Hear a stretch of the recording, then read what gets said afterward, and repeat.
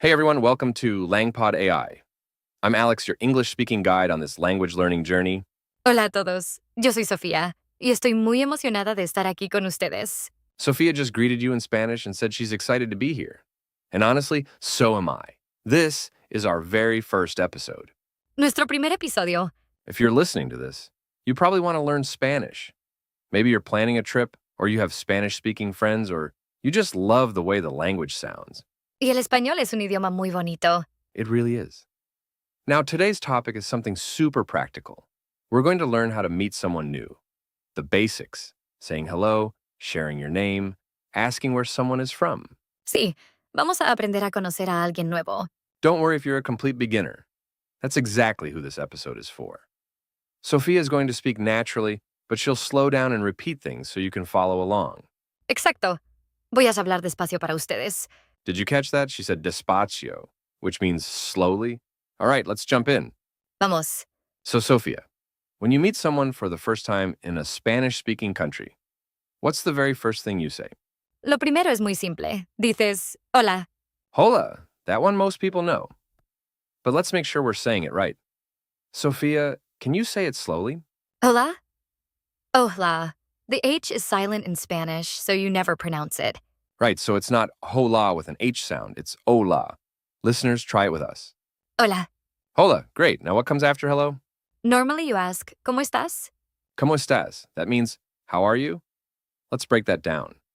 ¿Cómo means how, and estás means are you. Sophia, one more time. ¿Cómo estás? ¿Cómo estás? Notice the stress is on the last syllable. Estás, not estás. That stress matters in Spanish. Muy bien, Alex. And there's also a more formal version. ¿Cómo está usted? So ¿cómo estás is casual, like talking to a friend. And ¿cómo está usted is formal, like talking to someone older or in a professional setting.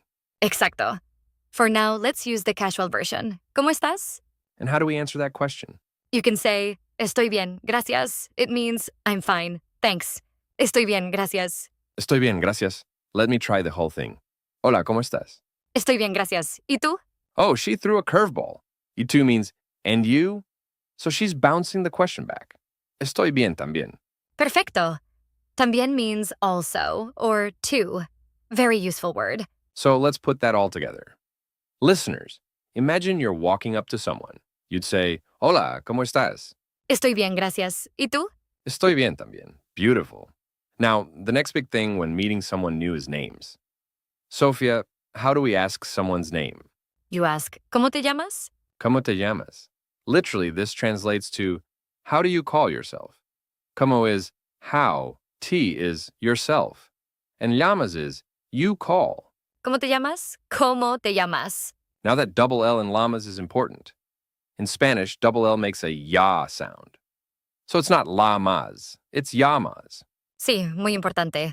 Llamas. Llamas. And how do we answer? How do we say our name? Me llamo Sofía. That means my name is Sophia. Or literally, I call myself Sophia. Me llamo Sofía. Me llamo Alex. Hey, that was pretty easy. Here's a memory tip for listeners. Llamo sounds a little like llama, the animal. Picture a llama wearing a name tag. Llama, llamo, my name is. That's a funny image, but honestly, whatever helps you remember. Let's practice this exchange. Sophia, pretend we're meeting for the first time. Hola, ¿cómo te llamas? Me llamo Alex. ¿Cómo te llamas? Me llamo Sofía. Mucho gusto. Ah, mucho gusto. That's our next phrase. What does that mean exactly? Mucho gusto literally means much pleasure. It's how we say, nice to meet you. Mucho gusto. Mucho gusto. Mucho gusto. I love this phrase. It sounds warm, right? Like you're genuinely happy to meet someone. And we really mean it. Spanish speakers tend to be very warm when they meet someone. There's another way to say something similar, right? Sí. You can also say encantado if you're a man, or encantada if you're a woman. Encantado, encantada. So the ending changes based on the speaker's gender. Men say encantado with an O, women say encantada with an A. That's something you'll see a lot in Spanish. Exacto. Many words change their ending depending on gender. But for now, you can always use mucho gusto, no matter who you are.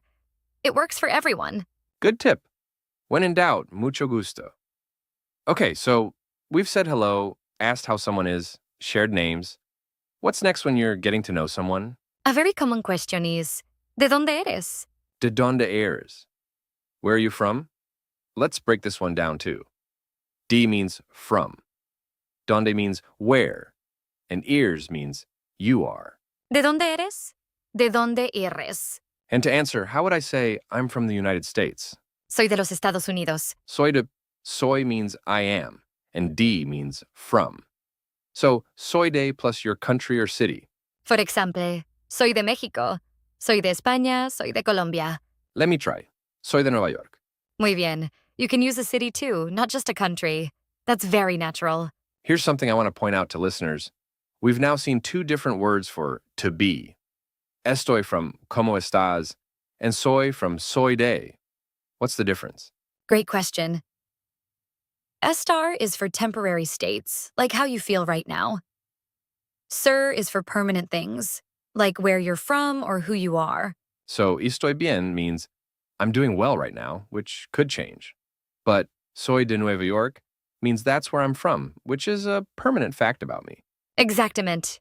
Don't worry too much about this now. You'll get a feel for it over time. Good advice. Don't overthink it yet. All right, let's keep building our meeting someone toolkit. What else might we ask? Another very common question. ¿Qué haces? Or more politely, ¿a qué te dedicas? Two ways to ask, what do you do?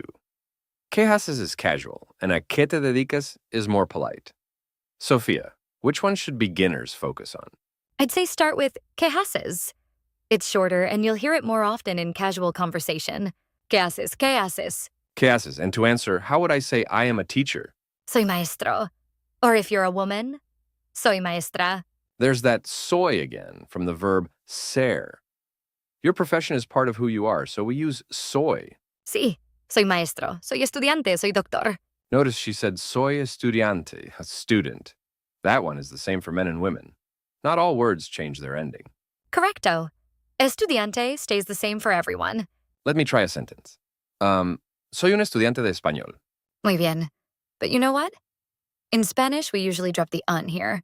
You'd just say, soy estudiante de español. Oh, interesting. So in English, we say, I am a student. But in Spanish, you skip the A. Just, soy estudiante. Exacto. When talking about professions, we don't use the article. It's one of those little differences. Good to know. Okay, what other phrases are useful when you first meet someone? Something very useful. Yo hablo un poco de español. Oh, that's a lifesaver for beginners. Yo hablo un poco de español. I speak a little Spanish. Let's break it down. Yo means I. Hablo means I speak. Un poco means a little. De español means of Spanish. Yo hablo un poco de español. And honestly, just saying this to someone in a Spanish-speaking country will make them light up. People appreciate the effort. Absolutely. If someone tells me, hablo un poco de español, I immediately want to help them practice. What if I want to tell someone I don't understand something? That seems important too. You can say, no entiendo. No entiendo. No is the same as English, and entiendo means I understand. So, no entiendo is I don't understand. And if you want someone to repeat something, you say, ¿puedes repetir, por favor? Puedes repetir, por favor. Puedes means can you? Repetir means repeat. And por favor means please. Listeners, that last one you probably know already. ¿Puedes repetir, por favor? Puedes repetir, por favor. Let me also ask, what about saying more slowly? Más despacio, por favor. Más despacio, por favor. Más means more, and despacio means slowly. Remember that word from the beginning of the episode? Sí, I said, voy a hablar despacio. I'm going to speak slowly. The same word. These two phrases together, no entiendo and más despacio, por favor, will save you so many times in real conversations. Even if you forget everything else, remember those. Agreed. Those are survival phrases. Okay, let's also learn how to say goodbye, since every meeting has to end eventually. The most common way is simply adios. Adios, another one most people know. What about something less formal? You can say hasta luego. It means see you later. Hasta luego. Hasta el luego. Hasta means until, and luego means later. So literally, until later. I love how logical Spanish is. And there's also nos vemos. It means we'll see each other. Or more naturally, see you around. Nos vemos. That sounds really friendly and casual. Like something you'd say to someone you actually want to see again. Exactly. If you had a nice conversation and you want to see the person again, nos vemos is perfect. And one more. How do you say it was nice meeting you? Fue un placer conocerte. Fue un placer conocerte. Fue un placer conocerte. That's a longer one. Fue means it was. Un placer means a pleasure. And conocerte means meeting you or getting to know you. If that feels too long right now, you can always just say mucho gusto again when saying goodbye. It works for both hello and goodbye. Wait, really? Mucho gusto works both ways? That's handy. See, you can say it when you meet and when you part. Very versatile. All right, we've covered a lot of phrases. Let's now put everything together in a practice conversation.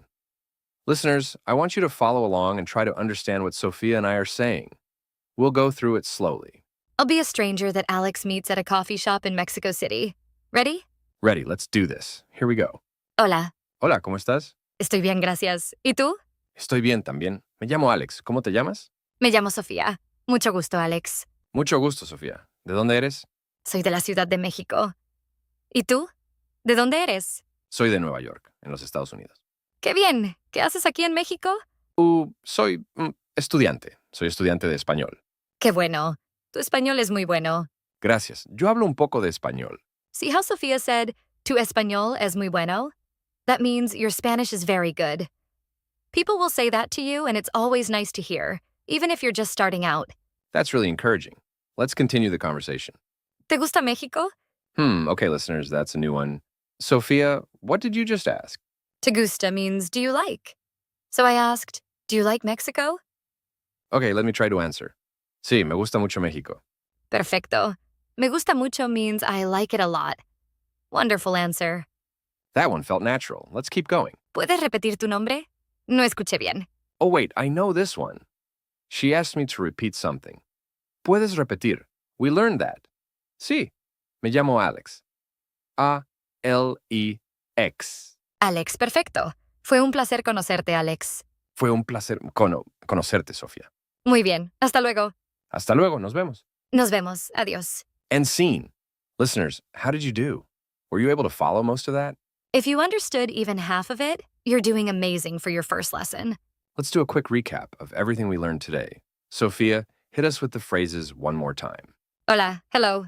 The silent H, ojla. ¿Cómo estás? How are you? And we answer with, Estoy bien, gracias. ¿Y tú? next, names. ¿Cómo te llamas? What's your name? Me llamo Sofía. My name is Sofía. Remember the double L makes a ya sound. Y-A maz. Mucho gusto. Nice to meet you. Works for hello and goodbye. ¿De dónde eres? Where are you from? I'm from... Plus your city or country. ¿Qué haces? What do you do? Soy estudiante. I'm a student. No article needed for professions in Spanish. Yo hablo un poco de español. I speak a little Spanish. Your secret weapon for getting people to be patient with you. No entiendo. I don't understand. ¿Puedes repetir, por favor? Can you repeat, please? Más despacio, por favor. More slowly, please. 3 survival phrases right there. Adiós. Goodbye. Hasta luego. See you later. Nos vemos. See you around. And the fancy one? Fue un placer conocerte. It was a pleasure meeting you. That's 12 phrases and expressions in one episode. Listeners, if you can even remember 5 or 6 of these, you're already ready to have a basic conversation in Spanish. And the most important thing is to practice. Don't be afraid to make mistakes. Spanish speakers are very patient and helpful. Sophia, what should listeners practice before our next episode? Try to introduce yourself out loud. Say your name, where you're from, and what you do. Even if you're just talking to yourself in the mirror, say it in Spanish. I love that. So, for example, hola, me llamo Alex. Soy de Nueva York. Soy estudiante. Perfecto. That's exactly it. Now, next episode, we're going to learn about ordering food and drinks. So if you've ever wanted to order a coffee or a meal in Spanish, that's coming up. Sí. Vamos a aprender a pedir comida y bebidas. Va a ser muy divertido. I caught comida and bebidas, which I think means food and drinks. See? I'm already learning. You're a natural, Alex. Thanks for being such a great teacher, Sophia. And thanks to all of you for listening to our very first episode. We're so glad you're here. Gracias a todos por escuchar. Nos vemos en el próximo episodio. She said thanks for listening and see you in the next episode. Until then, keep practicing. Hasta luego. Hasta luego, everyone.